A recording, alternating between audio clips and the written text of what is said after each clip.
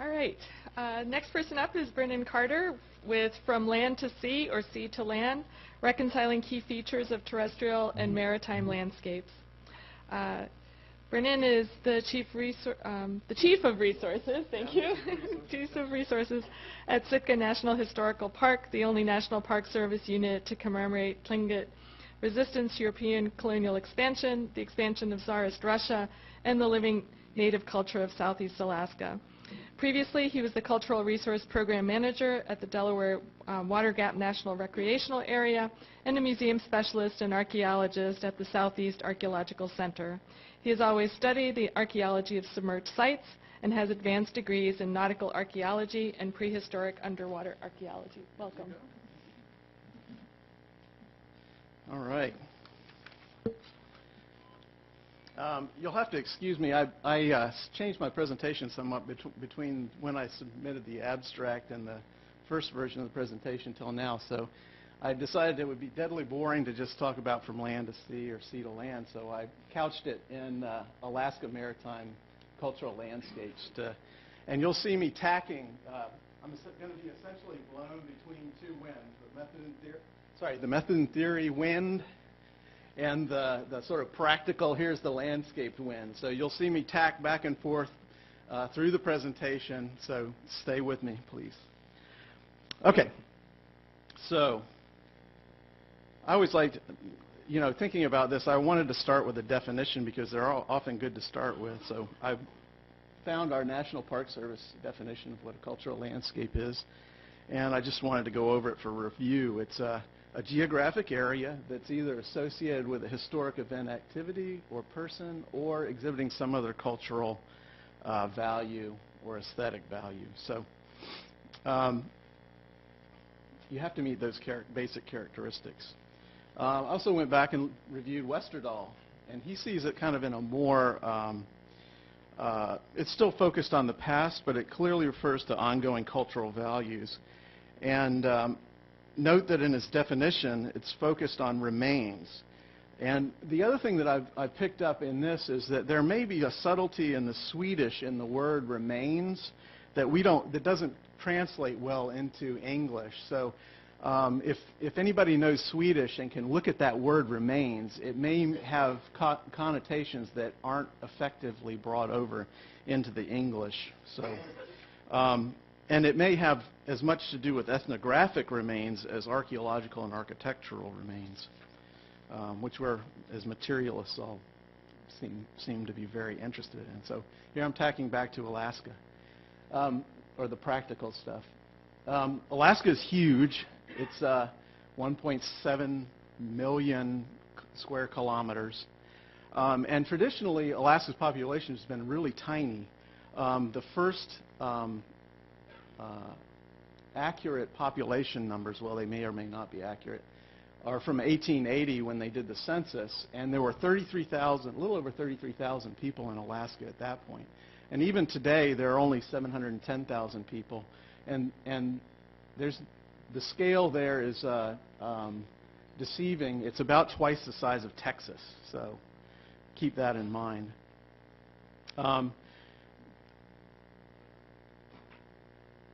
One of the things that a small population in a large area yields is a premium on inter-community awareness and relationships, and also a high degree of mobility and trusted connections across that mobile area, so that you can go a long distance and know somebody in the community that you go to, and that's a trusted person that can put you up, feed you, that type of thing. And I didn't really appreciate that until I moved there, because from the lower 48, you don't really have your type of community is different. It tends to be much more geographically centralized. You have groups of friends in a local community. Your community doesn't necessarily extend over vast distances into other communities, not necessarily. Another thing is that trade is assumed to be widespread and relatively regular. There's a regular round to Alaskan life where you move from place to place, from a winter quarters to a summer subsistence camp, and so on. And subsistence resources on the other hand, are highly territorial and vigorously defended. In other words, you may have people in other communities that you visit, but when it comes down to the resources you want to harvest for your subsistence, those are very, very territorial in nature. So my objectives of this is to show that Alaska is a cultural landscape, to show that maritime Alaska is a maritime cultural landscape overlaying multiple marine ethnographic landscapes, and to show that the most important aspects of maritime cultural landscapes are overall historical significance and physical integrity, not individual landscape characteristics, which I think are more units of analysis rather than actual items. So I was going to do a little overview, but I'll skip that. Now, this is back on the sort of theoretical side of things. I was really interested in this idea of cognitive landscapes that Westerdahl went into. So I don't know if, has anyone ever used Google Suggest? Do you guys know what that is? Does anybody know what it is? It's that little, when you punch terms into Google, it automatically shows you a list that you can pick from. Okay? So that's Google Suggest. And there's a great little program online called Seer that will take two Google Suggest terms and compare them and show you the relationship between the terms. Now, it's really useful for marketing because it allows you as a marketer to figure out what people are thinking of or what people are looking for when you put a particular word in there to search for it. So I thought, oh man, this would be a great little tool to figure out what the connections are between cultural landscapes and maritime landscapes. So I started using Seer to see if I could figure out what those relationships were. So the first thing I did is I compared cultural landscapes and maritime landscapes. Now, what things pop out at you right away? There's no relationship. People who are looking for cultural landscapes are not looking for maritime landscapes, and people who are looking for maritime landscapes aren't looking for cultural landscapes. That shows me, or I would conclude from that it's not an overlapping set. So there's not much discussion there. There's not much cognition in the general public about the connection between maritime landscapes and cultural landscapes. The other interesting thing here is, if anybody here is interested in a job, you notice that like the most common thing that people are looking for when they look for maritime landscapes is services. So you want to start a contract business? I would go into maritime landscape services. Anyway, so like you might imagine, if you think about Westerdahl and Swedish archaeology, maritime landscapes have a very high prominence in Swedish archaeology. So I compared Swedish archaeology and maritime landscapes, and we've got a little bit of a connection. And it's what you might expect. Less connection from Swedish archaeology to maritime landscapes, but quite a bit the other direction. I then looked at the Maritime Sanctuary Program and the National Register Program, and you can see that there is some connection there, but about the same as there you see for Swedish archaeology. Here, this is where it becomes really interesting. Where's Hans? So I thought Alaska and Hawaii are kind of like we're like twin states way out there in the Pacific. We have a lot of cultural connections. So I thought I'd do that. And you can start to see there's a much stronger relationship in Alaska and Hawaii between the concept of maritime landscapes and Hawaiian and Alaskan archaeology. And that's I think, an important point. And I wanted to back-check my information because you start using some of these tools, you don't know what the hell you're doing sometimes. So I checked it again. I checked archaeology and nautical archaeology against each other, and yeah, this kind of makes sense. People are interested in jobs, they're interested in what the salary is, and they're interested in how to get a degree. And my sort of off-the-cuff interpretation of this was everybody's got to make a living, and can I make a living doing either nautical archaeology or archaeology? So with that in mind, I just wanted to review this definition. We've already seen it. Is Alaska a cultural landscape? It's a geographic area. That's absolutely true. I should probably catch up with my, because I've got some. Let's see. It's associated with a historic event. I thought I'd put the check in there that bought Alaska, $7.2 million. And actually, it's funny, I live in Sitka now, and the United States paid about $200,000 extra, over $7 million, because there was an ice plant in Sitka that produced, it was the only source for ice for San Francisco up until the purchase. And so the Russians had been supplying ice for San Francisco, and it was a very lucrative market, obviously. And so they paid extra $200,000 for Alaska just because of that.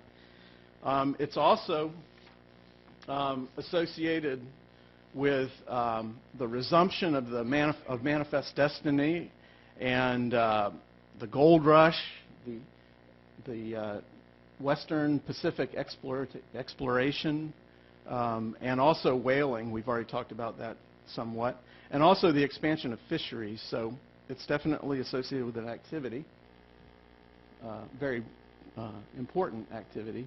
It's also associated with one of the most important diplomats in American history, William Seward. He was the visionary leader that had the idea that they could buy Alaska from Russia. And one of the things that he's credited with is reinvigorating the Manifest Destiny, or the prominence of America on the world stage after the Civil War. And Alaska played a major role in that. Now that I think I've shown Alaska as a cultural landscape, I wanted to go over kind of what that landscape looks like. And so I went in and sort of blocked out the area of Alaska where you didn't have a major influence of the sea. And you can see both from the amount of area that is on the coast and connected by the ocean, and also the major river systems in Alaska, that clearly a majority of Alaska, if not two-thirds of Alaska, is all some type of maritime influenced landscape. And that really overlays with a number of language groups and ethnographic landscapes that were very prominent as late as the mid-1700s, and many of them continue today. About 30% of Alaska's population is Native Alaskan, and most of the folks still strongly associate with these basic language groups and cultural groups. So the cultural landscape of Alaska is overlaid on these ethnographic landscapes. When I got to Alaska, we had a couple of projects queued up for funding. One was the Russian Bishop's House Cultural Landscape Report, and the other was, actually we only had that one. So I thought it would be deadly boring to just study the Russian Bishop's House in Sitka, Alaska as a cultural landscape, because it's about an acre of land and three buildings. There are 3 buildings in a little cluster. So I said, why not repurpose that and talk more broadly about what the ecclesiastical landscape of Russian America would look like, and how would it contribute to the use of the Russian Bishop's House in Sitka. Because we're charged with studying, we're the only unit in the Park Service that studies Russian America, so why not use the cultural landscape money that we get and have a broader focus? So I've right now got a number of folks that are looking at Russian American or Orthodox landscapes all across Alaska, and how they're connected and how they contribute to the significance of the Russian Bishop's House and the landscape in Sitka. The other thing that I was very interested in is expansion of the commercial landscape, and we funded a maritime cultural landscape project to study the commercial landscape of Russian America and the expansion of Russian companies into Alaska. And that includes significant resources like the Erskine House and the Baranof Castle in Sitka.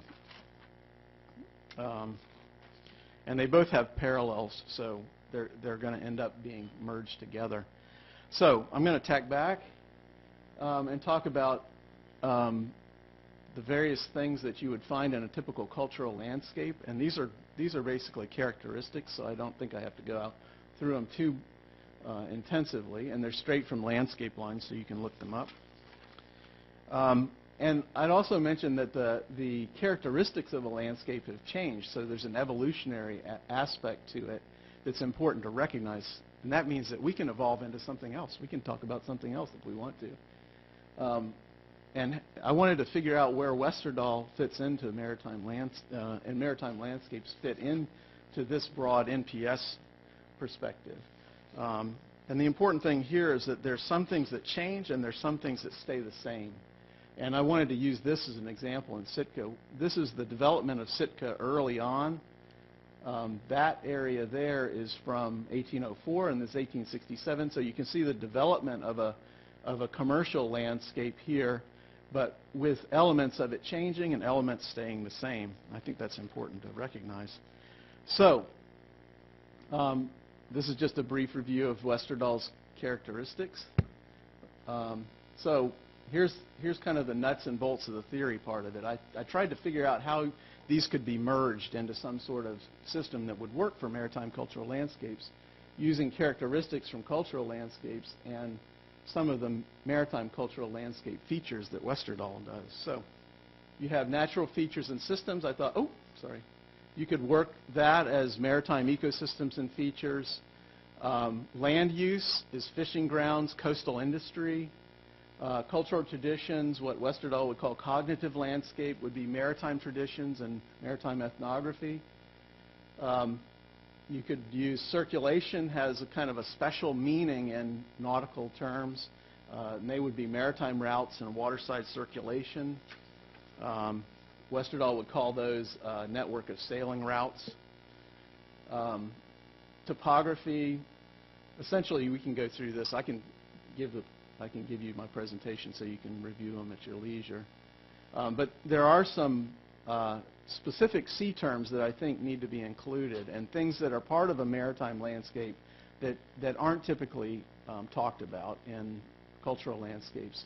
And those are celestial features, what a star field looks like at sea, because it's critical for navigation and wayfinding. And it has special meaning, I think, in the Pacific Islands where there's different systems of navigation. You need to have a special category for winds, waves, currents, and ice. Those are typically used as well for navigation, but are also special conditions at sea. And you also need to have some sort of special consideration of weather, because weather makes all the difference when you're at sea. So with that, I wanted to sort of switch back and talk about significance and integrity. I think significance and integrity are as important or more important than what I've talked about before, because the characteristics are really ontological terms and aren't really a substitute for the actual resources you see in the field. So at some point in the future, you'll see some sort of updating of the Russian-American NHL theme study and to incorporate ecclesiastical landscapes and commercial landscapes of Russian America.